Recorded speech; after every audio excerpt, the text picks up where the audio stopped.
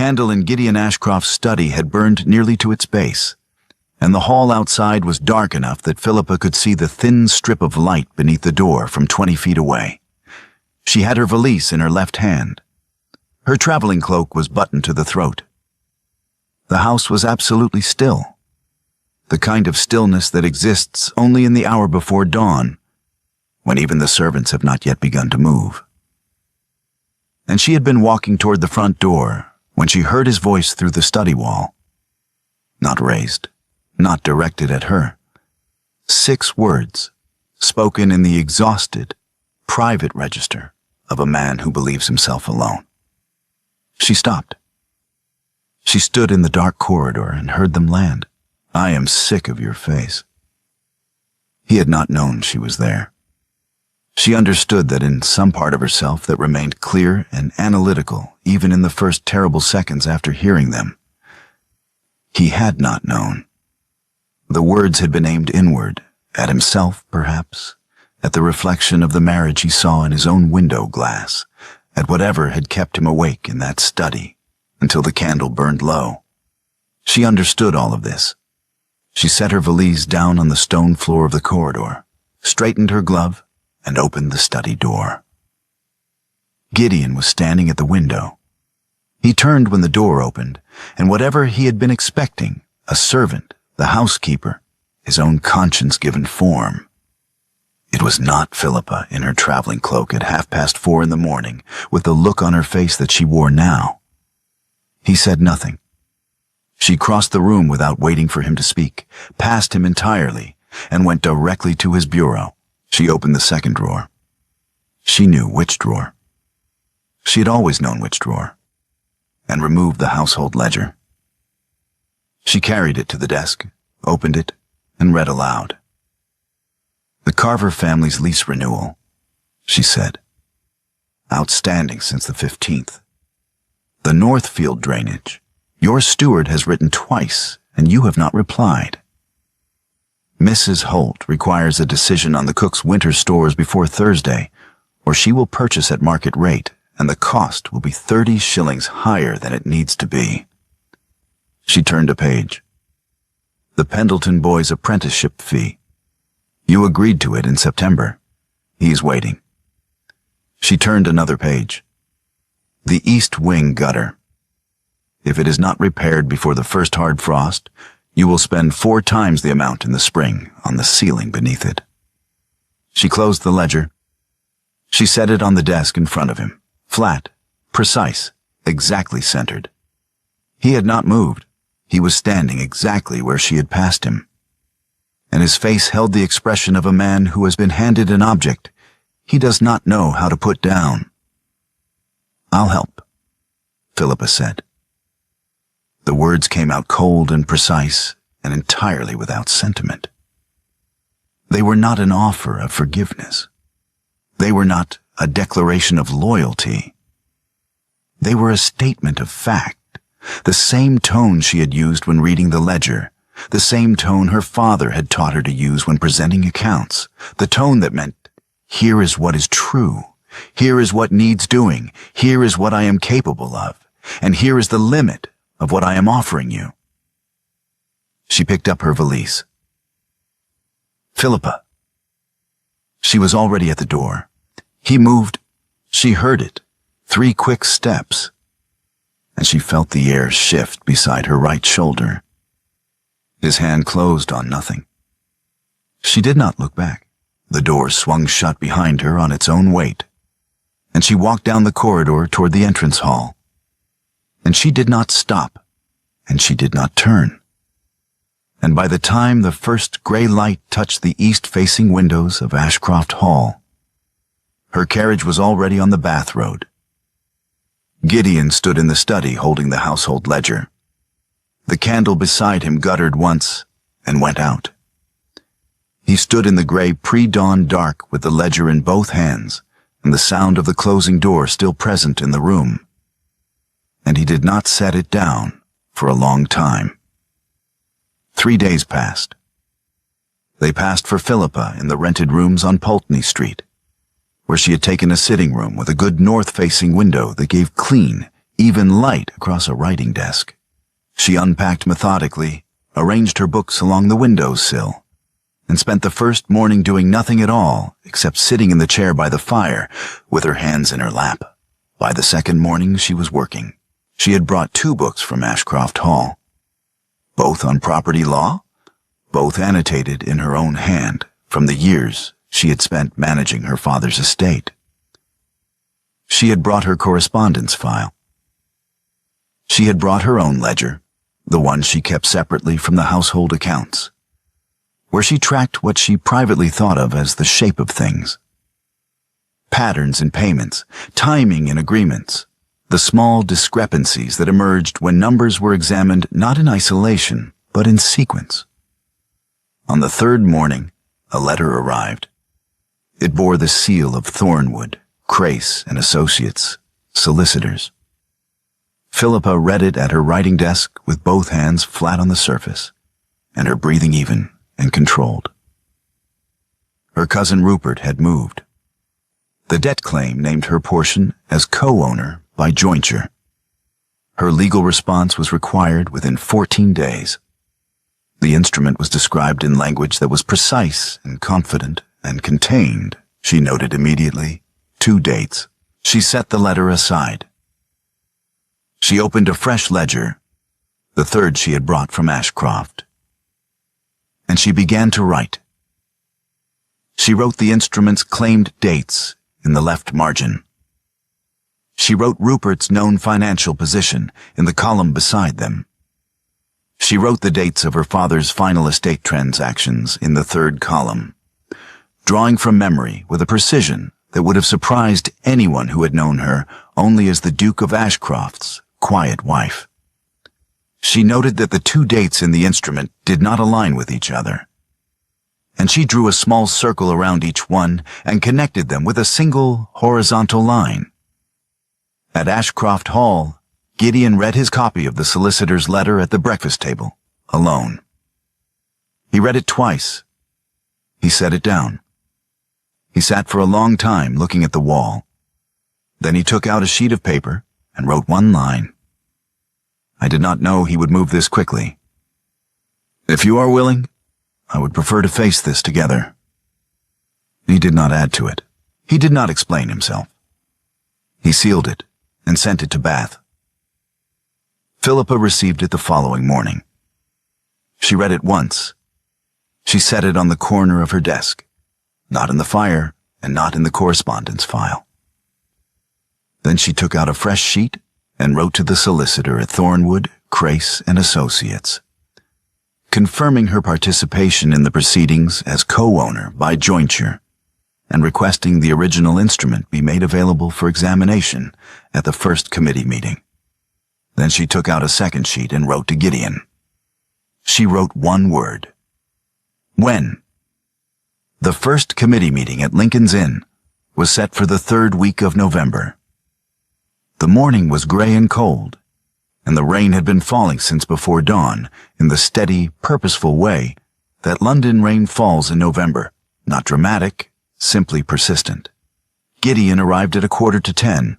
He had brought his solicitor, a man named Farwell, who had handled Ashcroft estate matters for 11 years and who spoke in the careful, measured cadences of someone who had learned that the most dangerous thing a solicitor could do was speak quickly.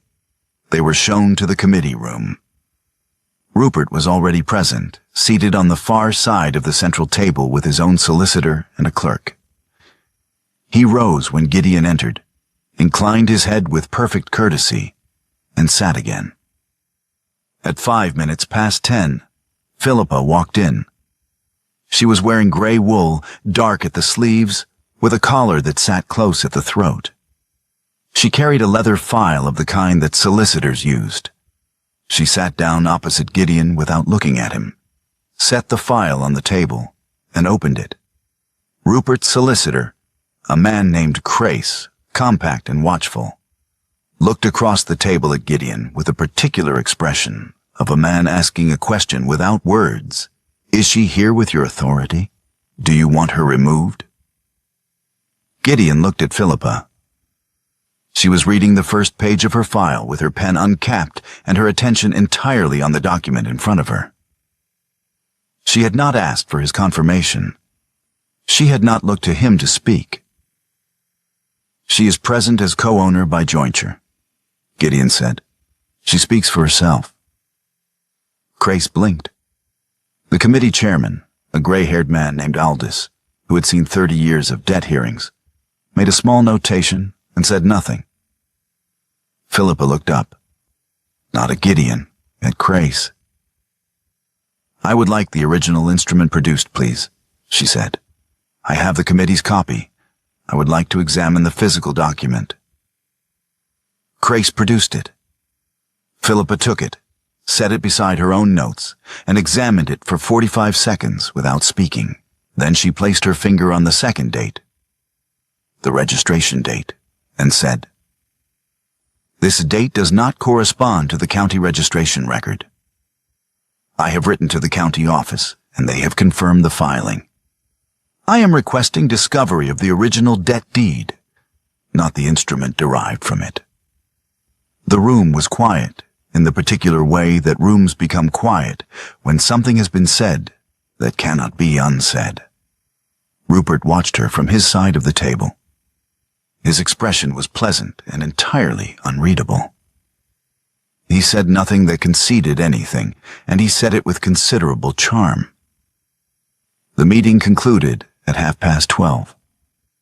The committee granted Philippa's discovery request, set a second meeting for 3 weeks hence, and adjourned. In the street outside Lincoln's Inn, the rain was still falling. The carriage had not yet been brought round. Philippa stood on the step with her file under her arm, and Gideon, without speaking, lifted his coat above her shoulder, at arm's length, not touching her, and held it there against the rain. She stood beneath it. She did not thank him, and she did not move away, and they stood like that in silence until the carriage appeared at the corner.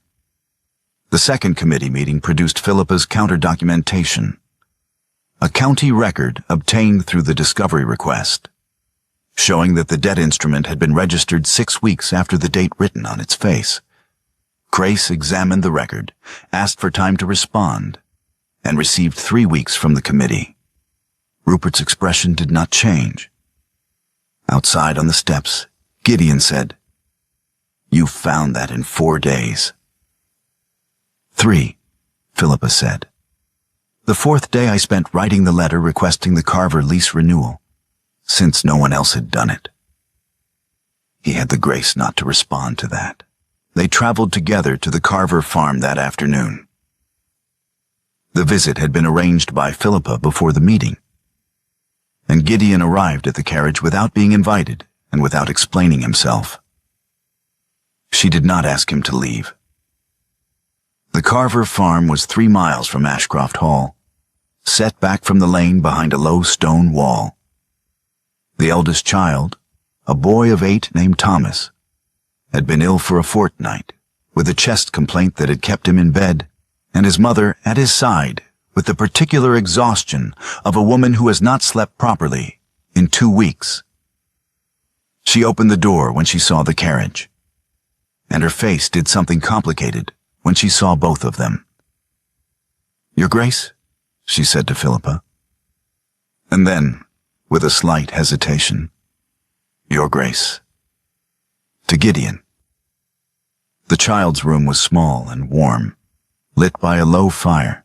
Thomas was awake and pale, propped against a bolster with the careful arrangement of a child who has been ill long enough to have opinions about his own comfort.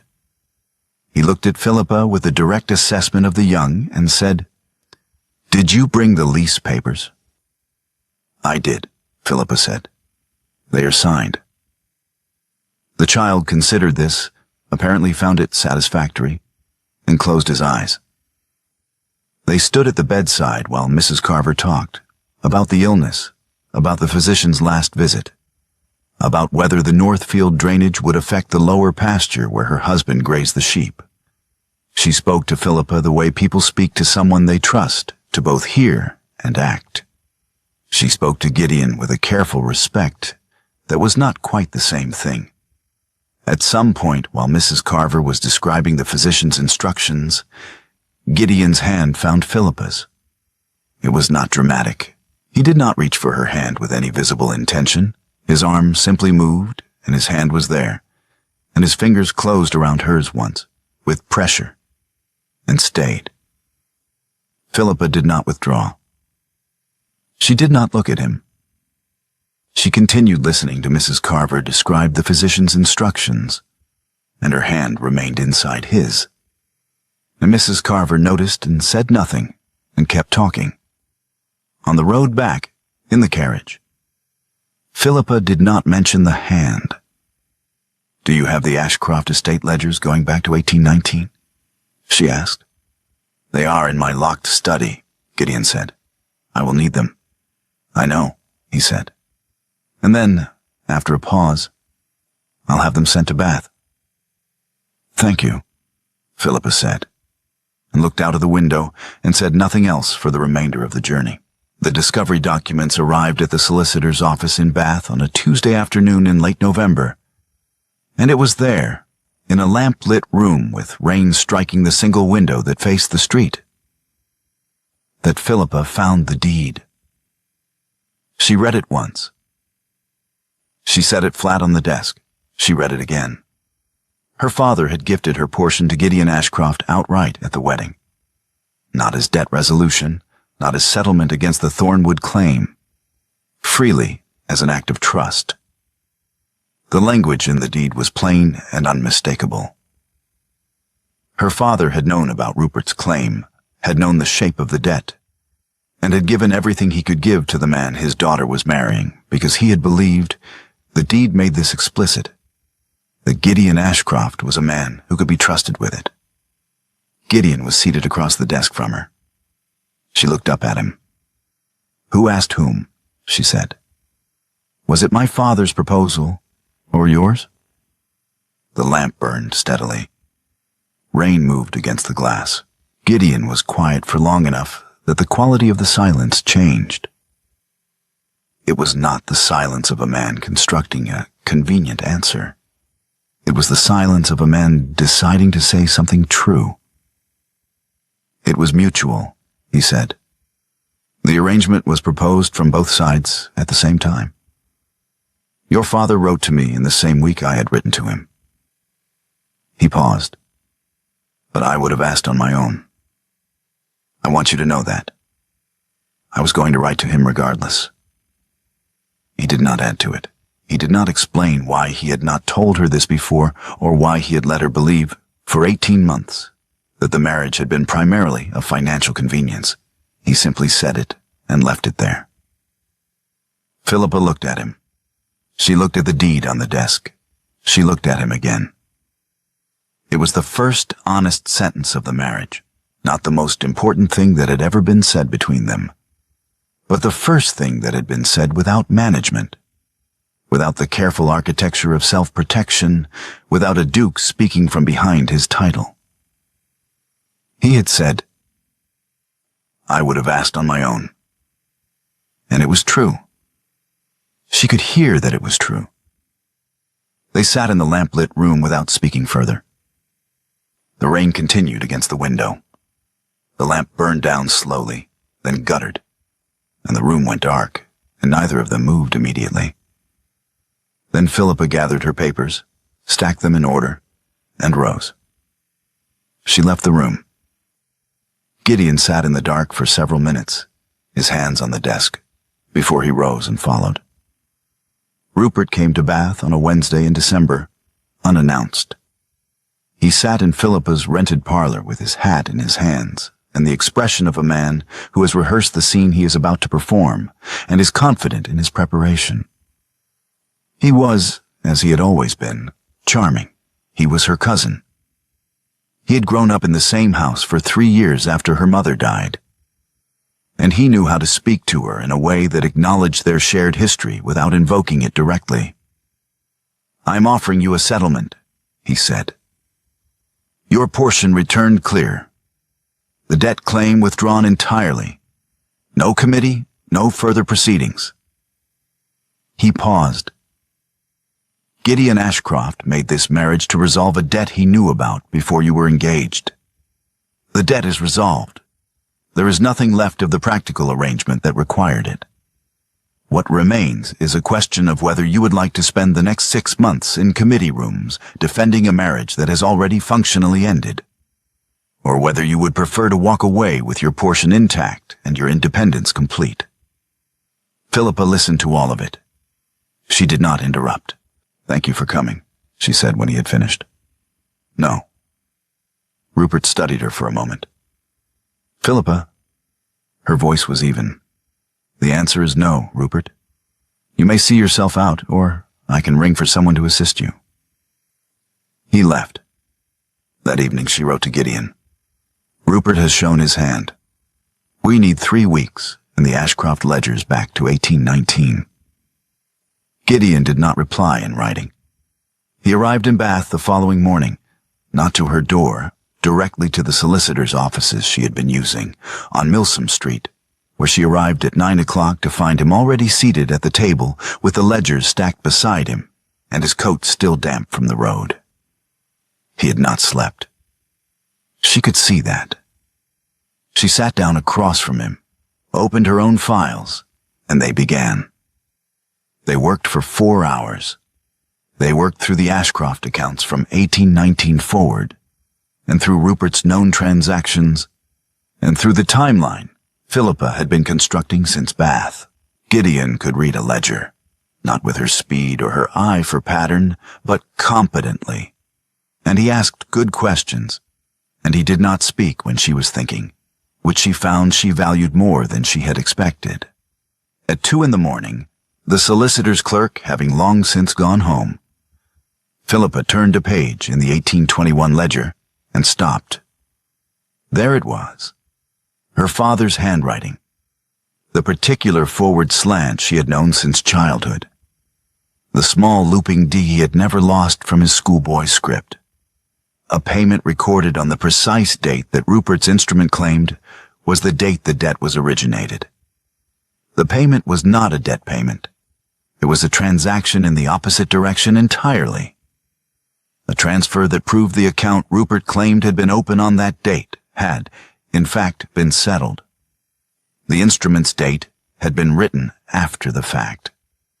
The debt had not existed on the date the instrument claimed it had been originated. Rupert had not simply overstated a claim. He had fabricated one. Philippa set her finger on the entry and said nothing. Gideon leaned across the table and read it. He read it again. He sat back in his chair. "That is fraud," he said. Her answer was quiet and certain. "Yes." They looked at each other across the table in the solicitor's office at 2 in the morning, with the 1821 ledger open between them and the lamp burning low. Rupert's response arrived in the form of a notice published in a London paper 4 days later. The notice stated that the Duchess of Ashcroft had abandoned her husband and her household without cause or provocation, and invited anyone with relevant knowledge to contact the Thornwood solicitor's office.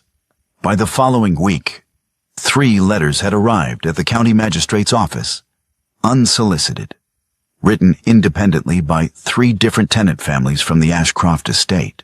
The letters detailed. With the particular precision of people who observe carefully and say little until they have reason to say something, the Duchess of Ashcroft's management of estate correspondence during the preceding months. The Carver letter was the longest. It described the lease renewal, the physician's visit, and the fact that Thomas Carver was now recovered and had returned to his lessons.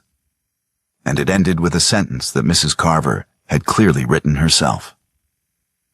She came when she said she would, and she did what she said she would do. And in my experience, that is rarer than it should be. Philippa read the letters when the magistrate forwarded copies to her solicitor. She set them in her file without comment.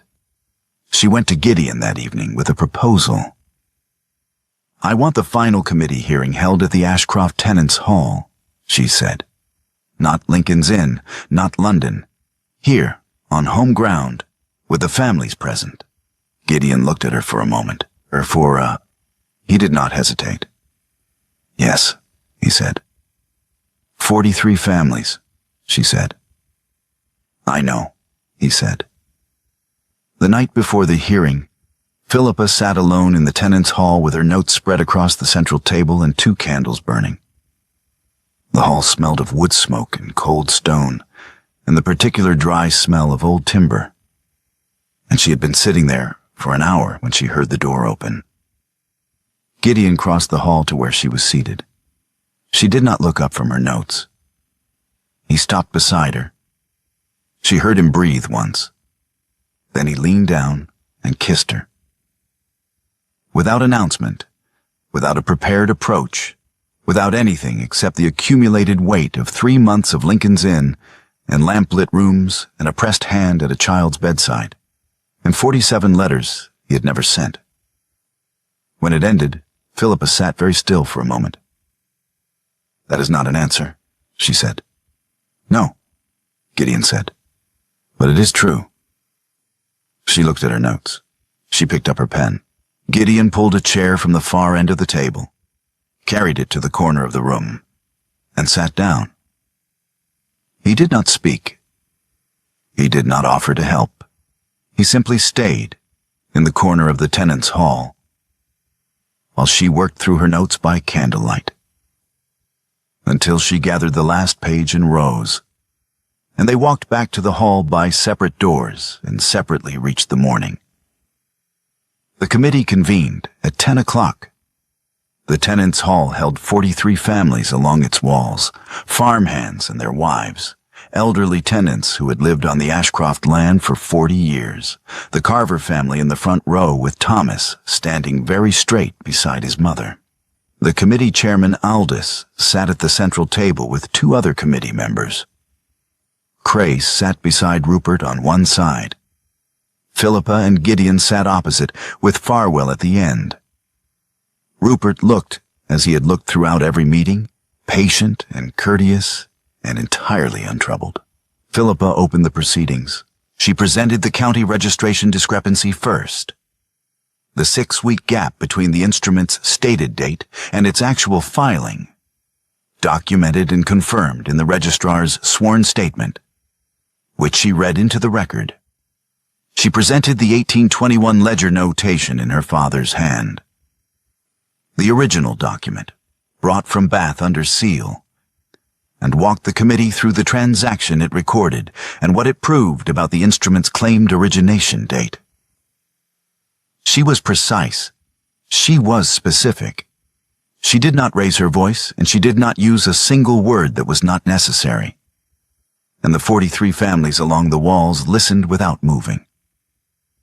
Crace rose. He produced the forged instrument as physical evidence and formally asserted its primacy over county records and ledger notations. He spoke for 12 minutes, citing 3 precedents and the instrument's apparent regularity on its face. He was competent and thorough. Rupert watched Philippa throughout with the same patient courtesy he had maintained at every meeting. He had the look of a man who is prepared for every contingency. Then Gideon stood. He did not speak immediately. He reached into the file on the table before him and removed the gift deed, the outright bequest from Philippa's father, made freely at the wedding, documented in language that admitted no ambiguity. He set it on the table. Then he reached back into the file and removed 47 letters. They were still in their envelopes. They were in chronological order, each bearing a date in Gideon's own hand on the upper right corner, spanning 18 months from the week after the wedding to the week before Philippa had walked out the door. He set them on the table beside the deed. He did not open them. The room was entirely still. "I place the deed before you," Gideon said, "because it establishes, in my father-in-law's own hand, and before independent witnesses at the time of the wedding, that the portion this instrument claims as collectible debt was given freely and completely 3 years before the instrument's stated origination date. The debt could not have originated when the instrument claims it did, because the asset was already transferred. The instrument is not a disputed claim. It is a fabrication. He paused. His hands were flat on the table. I placed the letters before you for a different reason, he said. They are not legal evidence. They have no bearing on the instrument's validity. I am placing them here because this hearing is being held in this room, before these families. And I believe they are owed honesty, in addition to documentation. He looked at the envelopes for a moment. I spent 18 months failing to send my wife what I meant to say. I wrote it 47 times. I could not bring myself to send a single letter, because sending them required me to be the man who wrote them. And I was more comfortable being the Duke of Ashcroft in the corridor. He looked up. The deed beside those letters shows what her father believed about this marriage before I had earned it. I have not earned it yet. I am aware of that. But I want the record to show, in this room, before these people, that the failure of this marriage to become what it should have been is mine, and not hers, and that it was never for lack of her worth. He sat down. Rupert had no counter to the deed's date. The committee chairman Aldous examined the gift deed, examined the registrar's sworn statement, examined the 1821 ledger entry, and conferred with his two colleagues for 11 minutes. He found for the estate. The debt claim was dismissed. Rupert Thornwood was referred to the county magistrate on grounds of instrument fraud, with a full documentary record forwarded under committee seal. Rupert rose from his chair, retrieved his hat, and left the hall without speaking. He did not look at Philippa. The families filed out slowly, the way people leave a place where something real has happened, and they are not quite ready to return to ordinary time. Several stopped at Philippa's side of the table. The Carver family stopped last. Mrs. Carver took Philippa's hand in both of hers and held it for a moment without speaking. Thomas looked at Gideon with a frank appraisal he had applied to everything since his recovery, and said, "Will the drainage get done now?" "Before spring," Gideon said.